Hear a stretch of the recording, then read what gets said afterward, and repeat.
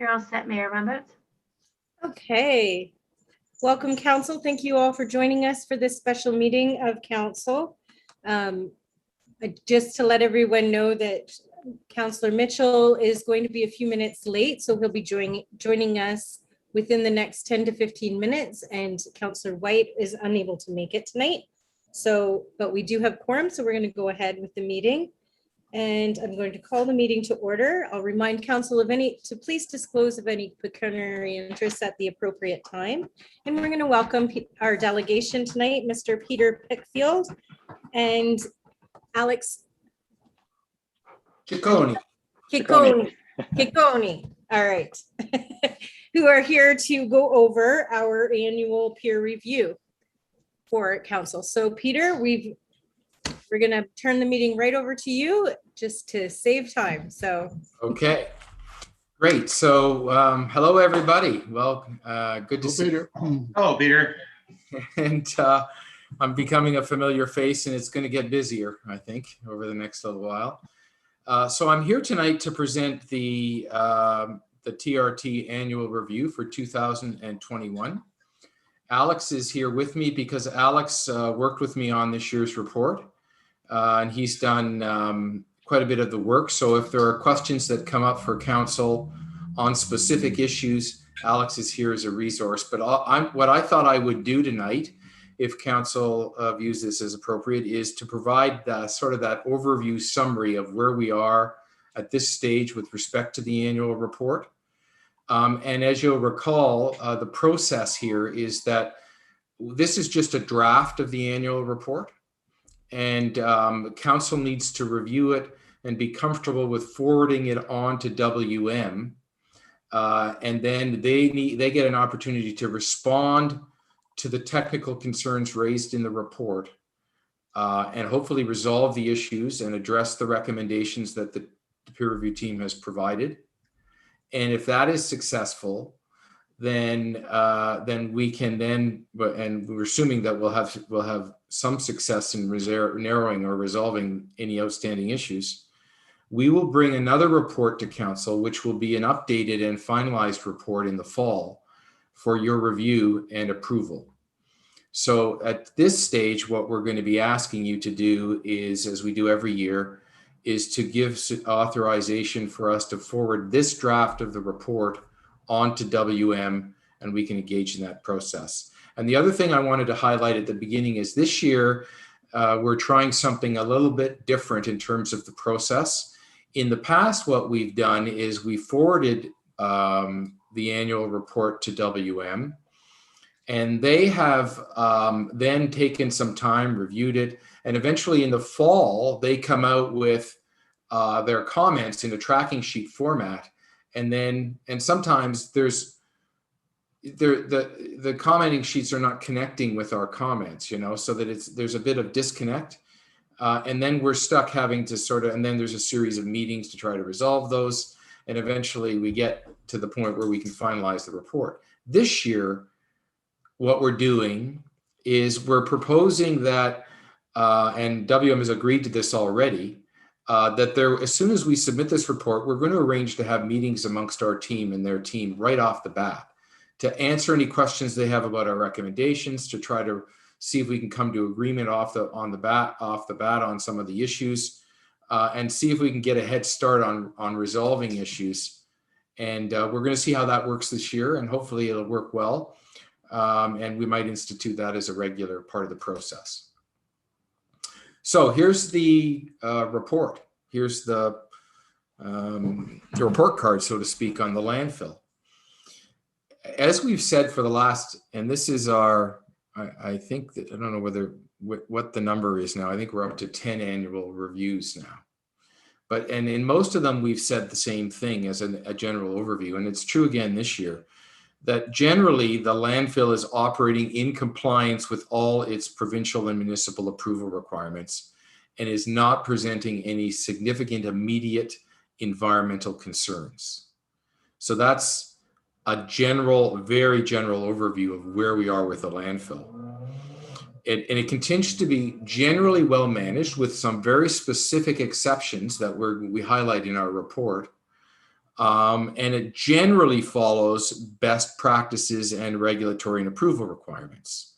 But, and this year, by the way, we didn't identify any significant financial discrepancies in terms of their obligations to pay the municipality. So that's the overview. But as with last year and several years before, there are continuing trends that give rise to reason for concern about the landfill. And they relate to the fact that we're now firmly into the mature stage of the landfill's operations. So we're going up to grade on periodically, where all the impacts will be most noticeable. And that's just the nature of the landfilling operation, is that the landfill comes to moves up to grade and then back down again.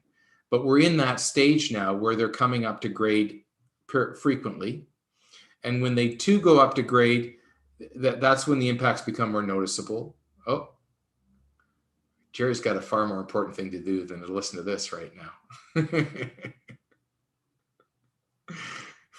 Sorry, we're keeping you from, I think, maybe your grandchild. I wish.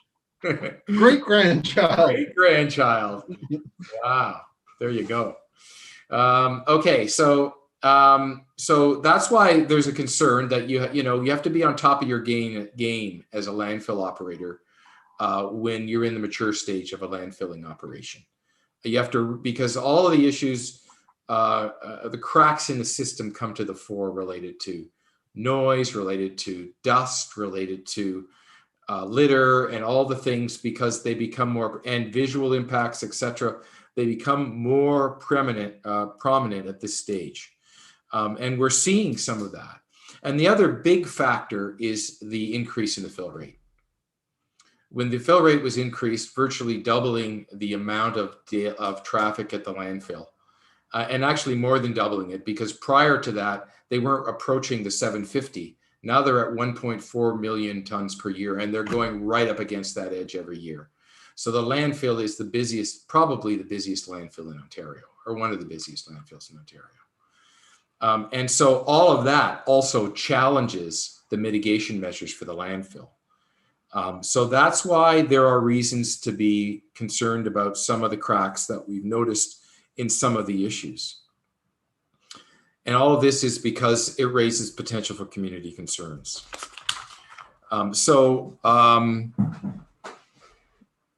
You remember that in 2019, we had identified a number of significant issues, and we had recommendations that were still unresolved by the end of the year.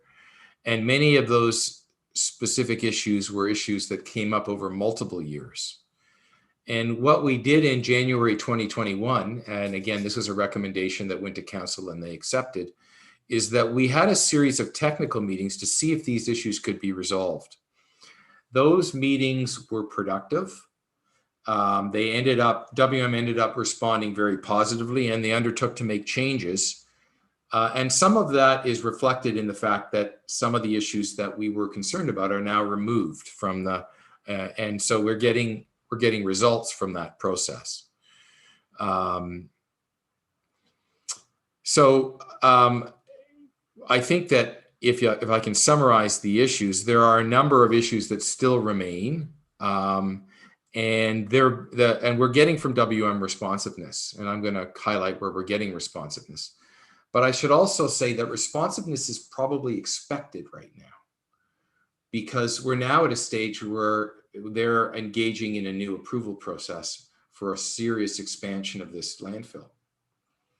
And so at that stage, that's the time when human nature, you would expect them to be on their game. What we need to do, and I'm going to be quite frank on this, is make sure that the systems are going to be in place, that we don't have to wait to get responsiveness until there's a big ask, if I can be frank.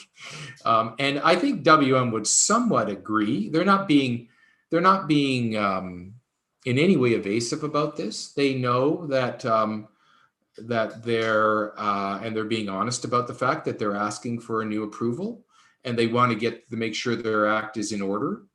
And so we can accept that. I think it's useful for the municipality that we can use this time as a lever to make sure that those issues outstanding issues are resolved and systems start to improve even more.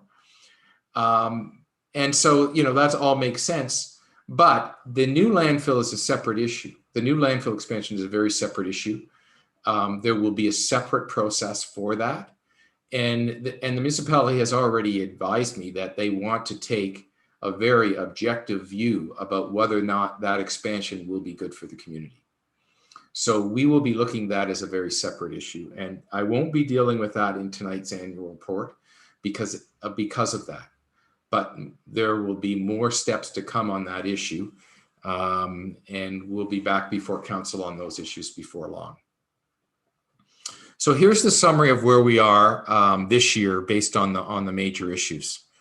First of all, with respect to the landscaping plan for the landfill, WM has been very responsive this year to the concerns that have been raised. They went out in the spring, late spring, and they did a planting campaign. They have addressed almost virtually all of the issues regarding the original landscaping plan. And our landscaping expert is generally satisfied with respect to the fact that the landscaping plan is essentially in place. There are, of course, a lot of pieces still have to grow, but it's in place. But there are a few small items that still need to be addressed. And the ones that were specified were I hope I don't miss anything here, and Alex can tell me if I am, but they did make a commitment to install a picnic table and a bike rack in the dog park, and there's some planting of a lost tree in that park. Those are really the only deficiencies. That's work that will cost something less than $5,000 to complete. And, the recommendation back to WM is to go ahead and complete that. And the recommendation this year coming from our landscape architect is not to maintain the 40,000. That 40,000 has been in place for many years, but to maintain an amount of $5,000 to cover that last remaining piece. Peter, I was wondering about that. My concern with this expansion is that the plan is going to change as the mountain changes. And since we already have that in place, is it not best just to leave that and then we don't have to renegotiate that with the expansion? Well, I think something that's just already there. And I'll tell you my view of that is that we should keep those separate because there may need to be a new plan in place with respect to the expansion in terms of a landscaping plan. Well, I would think there will be, because and that new plan may look different than this. I'm saying may because I'm not presuming anything about the peer review right now, and I'm not presuming anything about the what they're going to be proposing, etc. But likely because the new plan, of course, as you know, involves substantial vertical expansion is the basic proposal that they're asking for. So that puts a new perspective on visual impact and a new perspective on what should be addressed, how should that be mitigated. So putting all of that into place so what I'm going to suggest is we can't conflate those two things. We don't know whether that will be approved, first of all. We don't whether that new expansion would be approved, and we don't know what mitigation would be appropriate for it. So I would not recommend that you try to in any way address that in this process. And so in this process, what we have to do, and this is what our team has done, is look at whether they have lived up to their responsibilities with the landscaping plan that was approved by council as part of the site planning approval process for the original expansion. And what the conclusion we've reached is that they have now, with the exception of those items. So that's why I'm suggesting that we wait and look at what future mitigation might be required. Are you going to try and get that? Jerry, your mic's on. Oh, sorry, the computer froze and I'm on my iPad now. Sorry. No worries. And Colin just joined us. Evening. Good evening. Glad to have you. So Now, I don't know if that answers your question, Mayor Rombouts, but yes, it does. I was also wondering about the establishment of those trees. Like I recognize that they've been planted, but we've seen in the past with the grade of that hill that they don't always survive over the winter and things like that. So are we at all worried about that? Alex is going to take Yeah, that. I can speak to that. So when we had, and for the benefits of the other counselors, when we had these meetings in January with the technical experts, we did have one on landscaping as well. And there was a very frank conversation between the landscapers who do the work for the landfill and from our peer review team member, in which they both talked about this problem. It's inherently difficult to plant trees on these slopes for the landfill and get them to survive. And in fact, our expert was saying that you're seeing some of the natural vegetation that has just sort of populated there, as it would have anywhere in the township, thrive a bit more than these plantings, just because it's an unusual thing to do. So because of that, he has seen more coverage start to grow than just the plantings. Like a lot of natural seeds and bushes and those kinds of things are starting to really grow out. But you're right, it is an issue that continues to be ongoing. In his opinion, the waste management really pulled at all the stops in going back and ensuring that they went through and did plant everything, and they are doing the best that they can to ensure survivability. So the kinds of things that they're doing, and our technical consultants have discussed, are changing the species that they're planting to try out different species for survivability. Trying out not necessarily species that grow in the same way. So some trees grow really quickly up, not as wide. Some trees grow a little bit wider. So they're trying out a bunch of different things to see which ones thrive.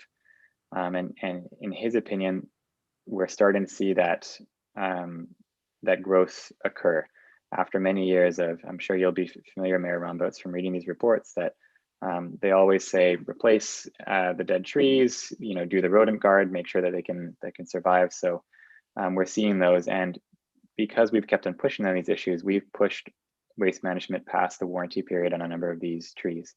Now that perspective has been, if they haven't survived, I think there's an argument that the warranty period maybe can't start until you have a tree that survives, right? If you keep on planting a new tree for 5 years, it doesn't really count as the warranty period. But we've already pushed them far beyond that, and in our expert's opinion, they are starting to take a bit more than they have in previous years. He said that he was impressed with the way that the coverage is now starting to happen slower vertically than you'd see in other situations, but surviving, and that the landfills landscape architects are in good faith trying everything they can to keep them staying. So from a technical perspective, that was his opinion. He felt very confident in this revised approach and all the attempts that they're doing. So I hope that gives council a bit of confidence that this is something that the landfill is working hard at the very least. In this last review, there's been a huge change. But every year we continue to do this landscape review to ensure that they are surviving, right, and thriving. Right. Okay. Thank you. And we're not finished with this, so obviously every year we're going to go back and take another look. I mean, this is an ongoing job that we have to go back to. Next year there'll be another review, and also, as you pointed out, Madam Mayor, there is also coming a new proposal, and that will change the ball game again. So.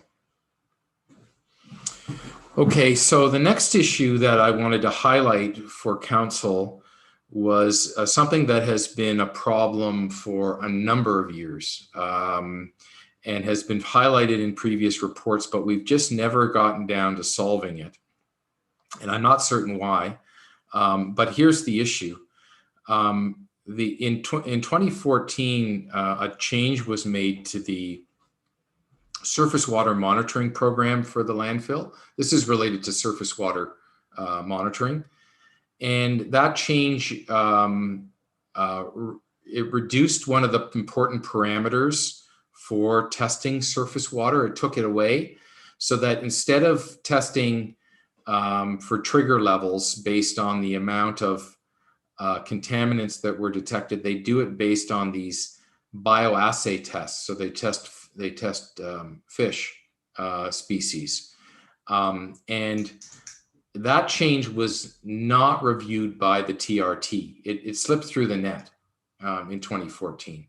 And actually, if you talk to Wilf Ruland, our surface water person, he'll admit that he missed it, that it was happening.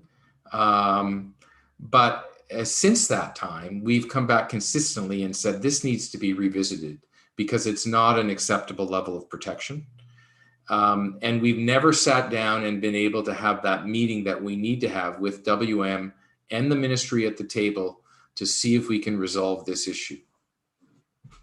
And this year, we're going to make a strong recommendation that meeting happen within the next calendar year and that we sit down and try to resolve the issue.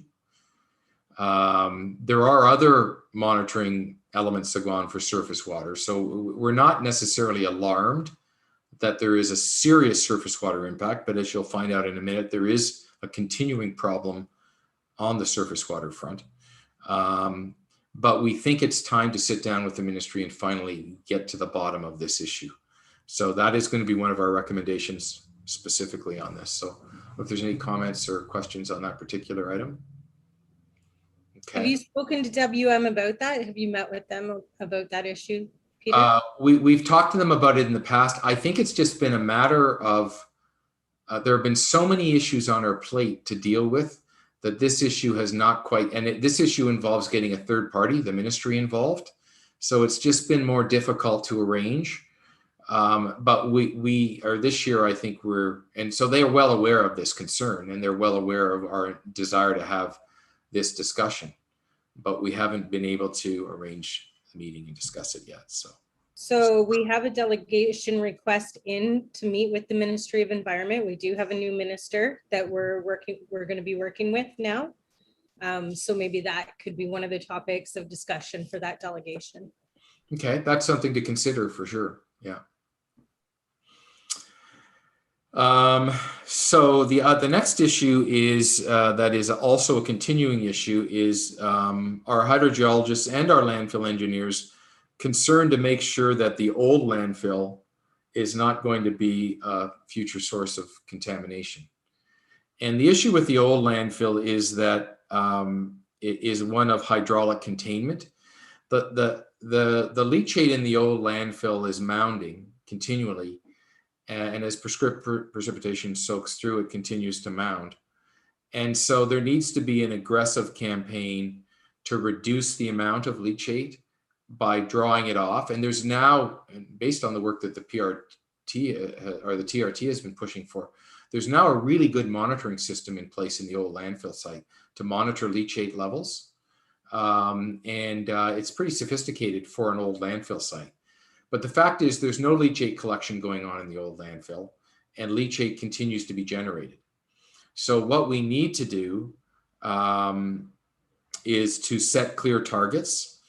Now, to give WM some credit on this issue, they've actually, we proposed a target over the last couple of years, and they have now been meeting that target of taking leachate out of the old landfill, shipping it away, getting it treated. So they've been doing it. But the leachate levels are still too high. And we're concerned that if they get too high, then you get outward gradients, you get breakouts of leachate, and you get potential ground leachate hitting surface water. So it's the weak point in the landfill for sure. And I think Wilf would describe it as that. And so would Andrew, our engineer. So we're going to be pushing for maybe a more aggressive approach, and we've got some recommendations on that in the report. Any questions on that issue? Okay. The other continuing concern is surface water erosion. Erosion caused by the construction activities on the landfill, and the fact that they're not, the way you stop erosion is by planting and by continual interim cover and planting. We're still seeing this problem of exceedances. There continues to be exceedances in the surface water monitoring results, and including a really serious one where the number was 6,000 milligrams per liter, where the target was 100 the target's 100 milligrams per liter.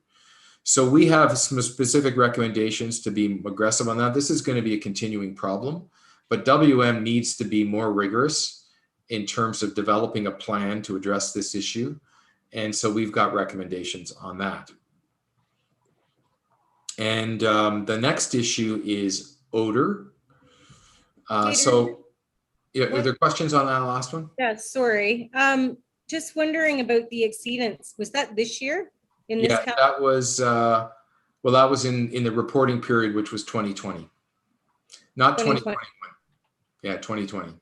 Okay, because like I've been to all the WPLC meetings and they do report on exceedances, but they're always presented as minor exceedances. So I'm just wondering, like you're saying that there was a fairly serious exceedance, but that wasn't brought to the attention of the WPLC in that way, which concerns me. Yeah, I don't know how it was presented. This would have been back in 2020, so I don't know how it was presented. So, but yeah, I mean, obviously the PLC needs to be informed when there's they do get the reports, but I don't know whether it's emphasized that there's a significant exceedance in those reports. Probably not. Well, we're always told that there's exceedances, but how do we know the difference between a minor exceedance and something that we should be really paying attention to? Well, there's no good answer for that because, I mean, a one-time exceedance, even though it's a significant one, won't necessarily have an serious offsite impact. So it's not easy to sort of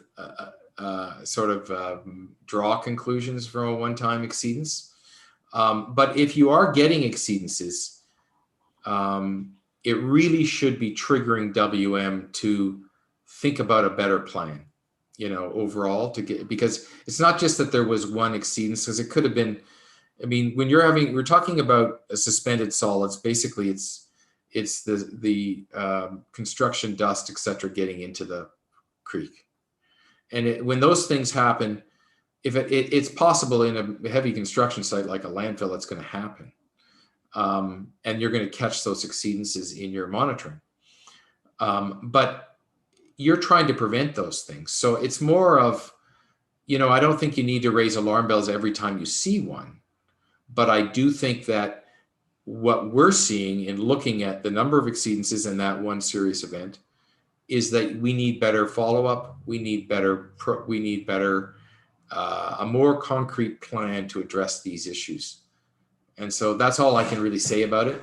In terms of the reporting to the PLC, I think if there's a general concern about reporting to the PLC, it may be something to discuss at a PLC meeting. And you may want to say, if you have concerns about how things are being reported. And this provides a good opportunity to see that, as the mayor has astutely pointed out, because we now have a draft report from an independent group, our peer review team.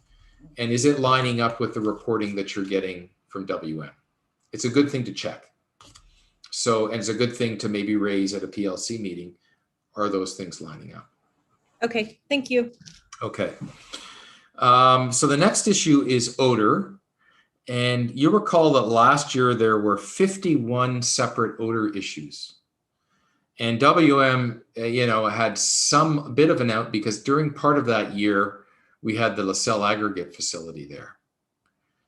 So this year, we don't have the LaSalle aggregate facility for any part of this reporting year, the 2020 year. They were gone. We'd gotten them out of there by then. But there were still 30 events, which is a lot in our team members' point of view, remembering that not every odor event is reported. I mean, and I think we have a community here that doesn't necessarily complain about every single odor concern. But if there are 30 odors, and previously, before 2019, there were 5 and 7 and 8. Something's happening on this landfill site in terms of odor issues. There's a problem. And so we've got specific recommendations to address that. And we also know that there are other complaint issues related to traffic and litter that have happened. Not as severe, not as many over the course of the last year as the previous year. So those are all things to not only document, but to really press WM as to what are they doing to address the odor issue. So we have specific recommendations in our report that we're proposing to them to be more aggressive on the odor issue. And that will be the subject of again, as I told you, there was going to be a discussion soon after this report's presented amongst the experts to discuss that issue. So that's odor. The other issue that came up this year was, and this was, we found out about this issue really indirectly because we happened, Wilf and I happened to have attended the 2019 PLC meeting, and we got information around that. There was the presence of automobile shredder waste off-site. That is a really serious problem because now what's happening is a substance which is generated waste that's to be included on the landfill site is escaping the site boundary directly. It's being tracked off from these trucks onto the municipal road system. And then sometimes truck drivers are stopping outside and just scraping it off their tires and just leaving it on the side of the road. And if you want to know more detail about that, in Wilf Rulin's report, he has a section dealing with, that's tab 2. He has a section that deals with this shredder waste issue and highlights it as a serious concern. And again, there are recommendations on how to address it. But this is something that should not happen in a landfill site. It just simply should not happen. We've raised the alarm bell through this report on it with WM, and we'll find out how they respond. Because this is something that is absolutely avoidable through different techniques.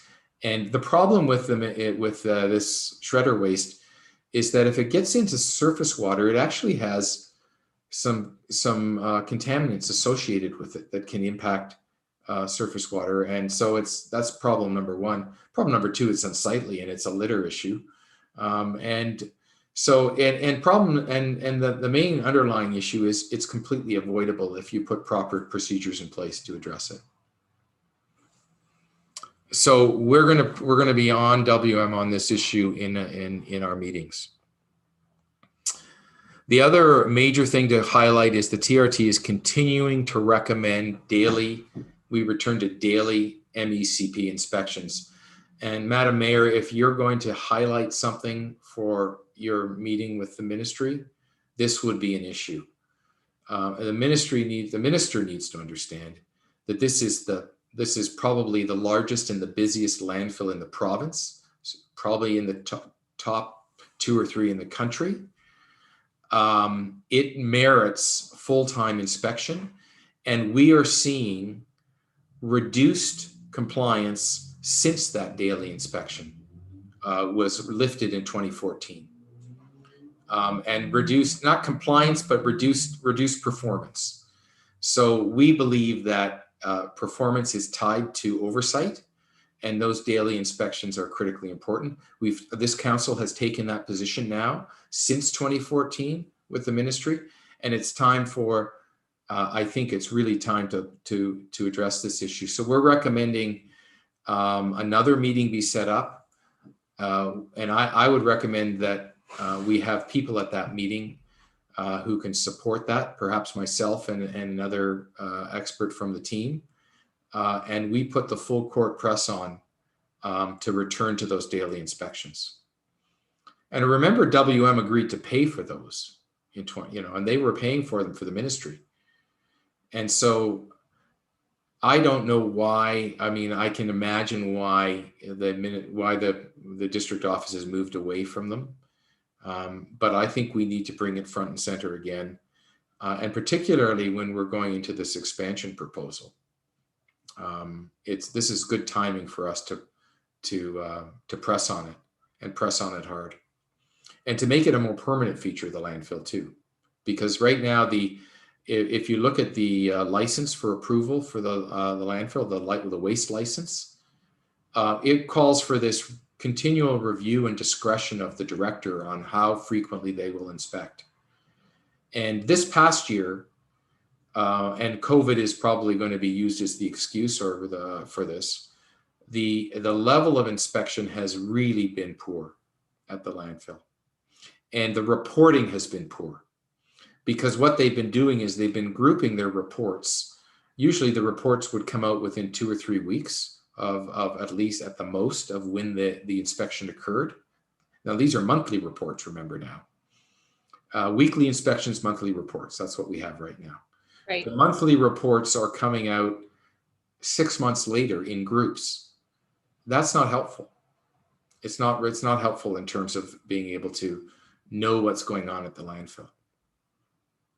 So we really need to address that, and that's another issue that we think we need to address in discussions with the district office, is that reporting, to make sure that's addressed.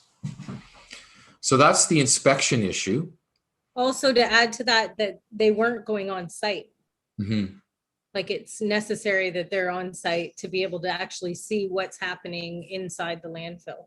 Like, they were just doing perimeter checks, which doesn't show them the full picture. And that's a good point. I'm glad you raised that, because, Madam Mayor, because that is actually one of the problems, has been the problems for the last year, has been they have not been using the same rigor. Now, I don't know whether that's attributable to COVID rules. It could be. That's what we were told, is that it was because of COVID, but it doesn't make sense if she's even John McDonald from Waste Management didn't understand it. He was saying like, mm-hmm. like if she's in her own vehicle, there's no danger to her to drive around the site. So that kind of reinforces the need to have a meeting with the district office to discuss these things, to discuss the daily inspection, and coupled with that, your AMO, is it AMO or Aroma? I've forgotten. It's AMO, is it? AMO coming up. Yeah, so the AMO meeting with the minister, to me, I would recommend this be an issue that be highlighted. And no, I'm talking about the daily inspection issue in particular. Not so much the reporting issue. I think that would blur it a bit. I think just the daily inspection issue should be highlighted. That's definitely on the list. Okay. Now, the other thing that I wanted to tell you is that we continued over the course of this year, and the mayor and the CAO will be very aware of this, as well as the treasurer, because he was involved in the meetings too. Is we've continued this oversight of the complaints procedures, and tracking their ability. That we have a tracking sheet on the go that's in the materials, where we're tracking their commitments to improving their complaints responsiveness and address a number of specific issues. So that's been tracked in our report, and we're going to be coming back to them again on some of those issues. And what we're going to be suggesting is that we institute maybe semi-annual meetings on the complaints issue to keep a handle on it and keep their feet to the fire. Now that involves, people's time and efforts. So we have to consider that, particularly, Madam Mayor, you and staff would be at those meetings. But I do think that it forces accountability. So it's a useful thing, again, to keep them honest. So I have a long recommendation for you, but it's really the standard recommendation. I'll highlight a few things about the recommendation, but before I do that, I'd like to just sort of open the floor to any questions that council may have about the annual report this year. Looks like you're pretty thorough. Okay, Good. All right. So let me go through the recommendation. So our and this will be familiar from past reports, that we're asking that council direct that our firm forward a draft of the township annual report to WM for review and discussion with the TRT members and response, and that the township also direct that there be a request by WM to, first of all, implement all of the recommendations in our draft report. Secondly, to advise them that we would be prepared to reduce the letter of credit this year to $5,000, but not eliminate it. And then that they address that both the landscaping report and all of the other specific recommendations in the TRT report. And then we have some very specific, it's not a major thing, but a few recommendations around the financial audit. There's a couple of shortfalls that are minor that be addressed.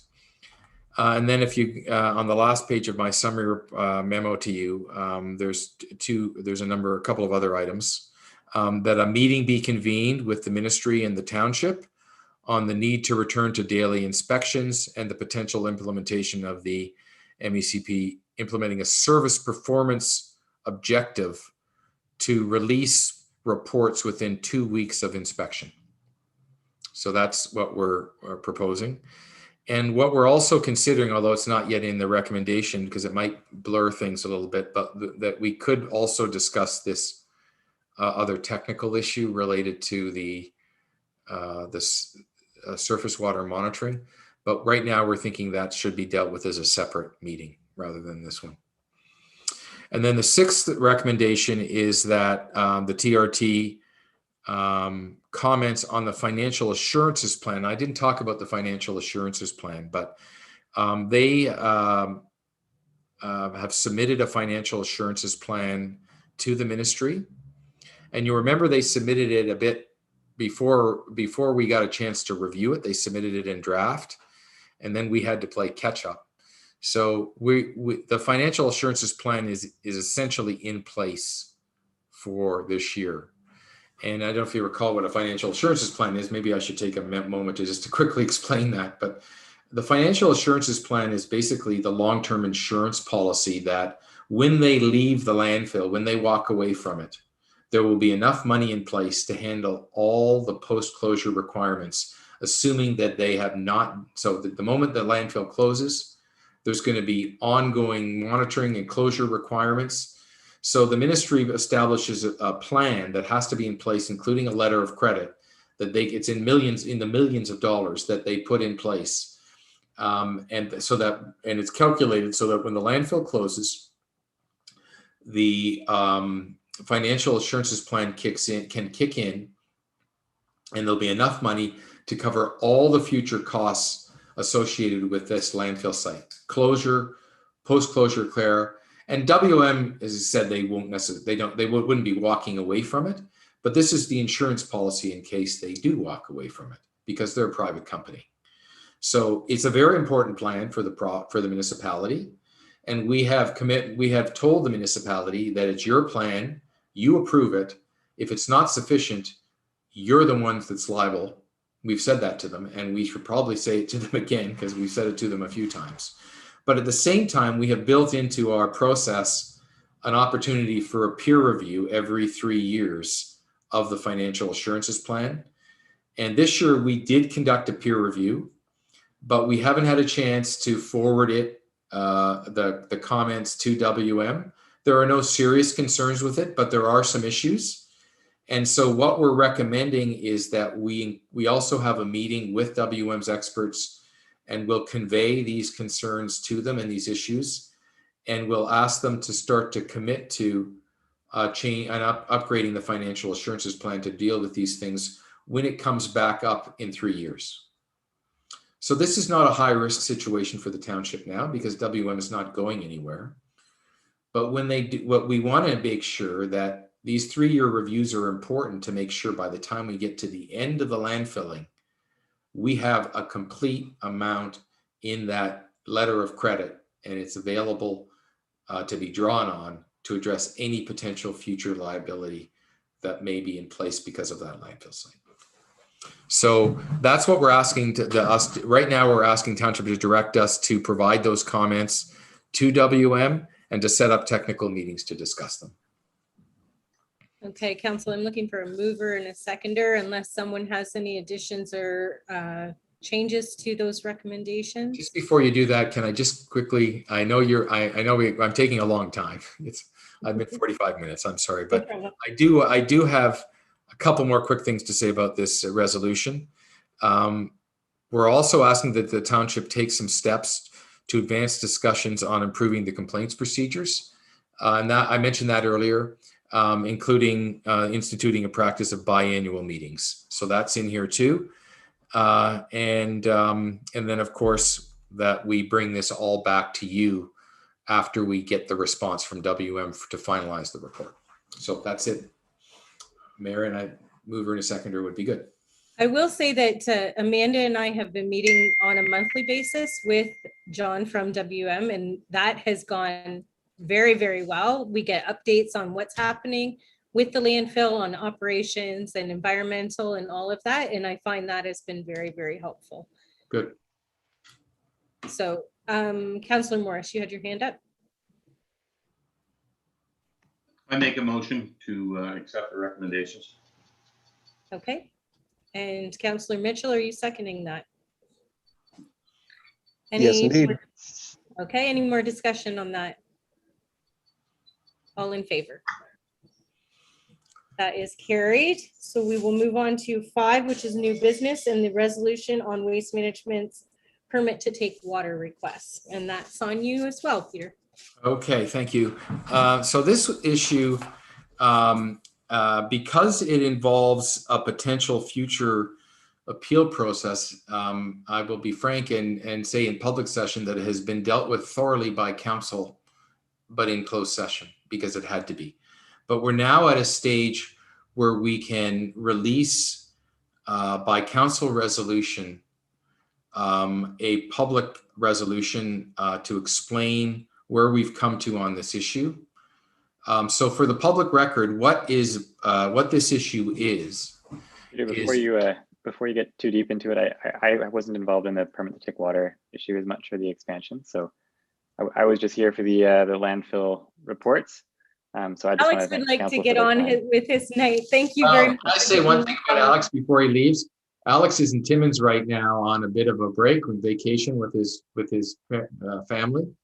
And so, but he insisted he wanted to be involved. So good on Alex for taking time on his vacation. I'm going to give him a little. Thank you so much, Alex, for joining us tonight, and we will let you get on with your vacation. Enjoy yourself. Good to see you all. Thank you. Yep.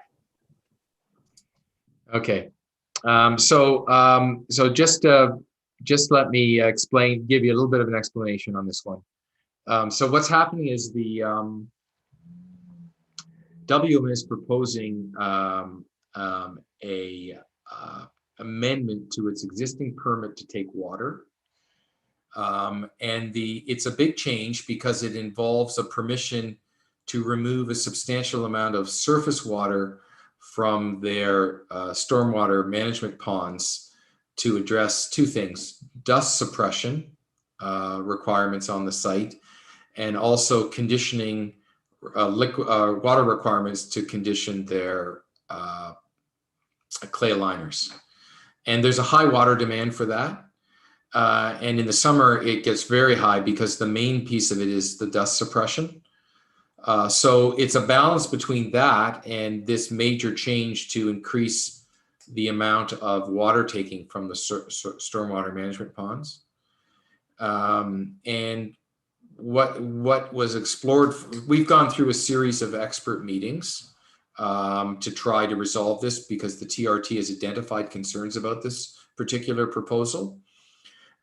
We asked them to conduct additional study, and they agreed to conduct that additional study and addressed a number of concerns, most of the concerns that the TRT had with this, and the concerns, related to making sure that it was necessary, and it is necessary because they can't use the groundwater for this purpose. they don't have enough of it, and also the groundwater is not suitable for surface application because it's got a naturally occurring minerals that bringing it to surface is problematic. And then also to just demonstrate that it won't have an adverse impact. And the TRT is almost there on that issue. But they had a continuing concern that there is a potential that it's impacting the downstream, taking a lot of surface water that might have been formerly discharged out of the landfill through the surface water system, and taking it and using it for other purposes, may be depriving the downstream ecosystem of water that it's currently relying on, and downstream users who are farmers and others who might be relying on it. And so WM has provided initial reporting that has shown that it shouldn't be having any significant impact because the natural conditions are not involving a huge amount of that discharge in any event. But we were insisting on a study to deal with that. And we have also been in dialogue with the ministry throughout this, and we've been pushing the ministry on this. So as a consequence of that, we have crafted, well, first of all, WM crafted, and then we revised and updated a proposed condition. And at our, and council's aware of this condition, but there were two parts to it. They have to do an ecological, they can do the water taking, but they have to study it. And in studying it, they have to study potential impacts on the downstream ecosystem. And also they have to do a survey of downstream riparian property owners to determine whether it impacts those property owners. So they have agreed to do that. WM has agreed to the wording of a condition that we helped to craft with them. We've now got approved, we've now got confirmation that they will support it. And so now we're asking council to pass this resolution, which is long because it explains a lot of this story in a public way, provides a lot of the whereases, provide the history of it, and so that it's public and transparent. But it's the specific request to council is that you direct our firm to write to the ministry to advise that the township has no objection to this approval, provided that that specific condition is put in place. And we'd like to get that authorization to do that now. So I don't know if that gives you enough information. If you need more, you're welcome. We can discuss. Any questions or discussion on that, council? Then we are looking for a mover and a seconder for that resolution. Moved by Councillor Westgate, seconded by Councillor Mitchell. Thank you. All in favor? That is carried. All right, council, we need a motion to go into a closed meeting session for the reasons listed on the agenda, and Amanda has another reason to add to our in-closed session. Thank you, Mayor Roberts. Although it is not our formal practice, we did have one matter arise late today related to the in-camera reason under Section 239 of land disposition and acquisition. So we will add that as a reason to go on camera. And of course, that will be reflected in the minutes, but I wanted to verbally note it for public viewers that that is a very last minute addendum. Thank you. Council, thank you, Councillor Mitchell and Councillor Morris, all in favor of going in closed session. That is carried. For those of you watching on YouTube, have a good night. We will be coming into open session, but simply to close the meeting, so we won't be coming back on YouTube. So take care and we'll see you soon.